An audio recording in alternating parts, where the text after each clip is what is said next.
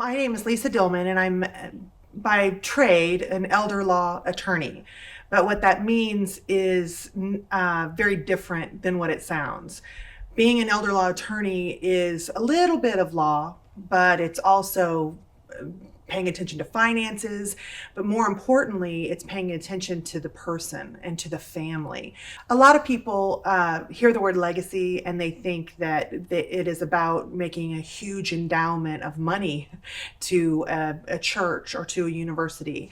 I like to have conversations with clients about their personal legacy. What kind of message do they want to leave their children or their grandchildren or their community? And I had a great example the other day of a client that I got into a great conversation with. And yes, they wanted to leave some money to their church. They also wanted to leave some money to their alma mater. But the thing that really excited them was putting a little account together that would stay intact even after they passed away. So an investment that would keep kind of building for the sole purpose of sending their family on a summer vacation to a lake house that they had gone to for 25 years at this point. So now they started out in their marriage when then they would take the kids to the lake every summer for a week or two. Then, kids go to college, the kids would come back from college to meet mom and dad at the lake house. Now they have grandkids. So that's truly a legacy. They have the time together as family, week two in the summer. That is a gift that if it continues to go generation to generation, that is beautiful and so valuable. And it's not millions of dollars to buy a wing at a hospital. The concept of legacy is so intimate and unique and personal to each person that it's really important that you take the time to listen, because they've taken the time to really think it through and develop what they stand for and what they want their life to mean to their family, to their children, to their community. I just had a conversation the other day with a client who wanted me to amend his estate plan because he has a pretty extensive book collection and he wants to leave it to the library of his alma mater. And so we wrote that in. I got to attach an inventory of the books, and it was very extensive, and I could tell how important it was to him and how it aligned with his value of lifelong learning and giving back to his community. So there are some simple tools that we can use to preserve a person's legacy, whether that is a financial legacy, whether it's a values legacy. And like I said before, being an elder law attorney, it's just a little bit of law and a lot of personal touch. And this is where the personal touch really comes in. Yes, there's planning documents, there are wills, there are trusts, there are inventories of property, specific bequests, things like that that can help you leave your legacy.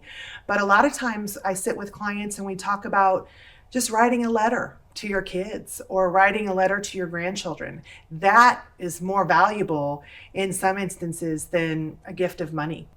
I think the most important thing when you start personalizing what a legacy is to you and what your legacy will be to others, I think the very first thing you have to do is kind of grab that cup of coffee, get out on the porch and think about and journal what is important to you.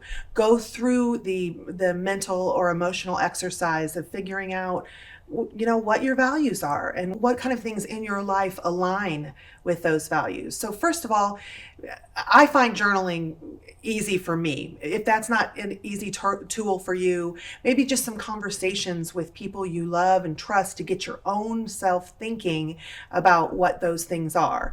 Then I would advise people to go talk to a professional so that we can capture those things. And if that legacy entails financial giving or charitable giving, there's folks that are going to help you find resources to kind of effectuate or live out your legacy. Make sure that legacy has meaning or has the ability to be accomplished. In order to really start putting a legacy together, you have to be clear on what you stand for, your mission, your personal vision. I think you have to have some basic legal documents. You have to have an estate plan, whether it's a will-based plan or whether it's a trust-based plan, because it's inside that plan that your legacy will live and have the tools that it needs to live on beyond your years. And then I also think you need to sit down and have a really good financial plan. And doesn't mean that you have to have really good financials. You just have to sit down with the person who can help you maximize what you want to do with what you have, no matter what you have. So when people ask, what age should I go see an elder law attorney? I say, how old are you? Let's talk right now. Because I don't think there is an age that's too early for planning. As you grow and your children grow and have their own families, now you have more kids, more grandkids. So I don't think there is a line in the sand. I'm 72 and a half. Let's start planning. I think the earlier the better. And in my experience, the person that plans the earliest and the most aggressively is the person who has the most options when they really need them.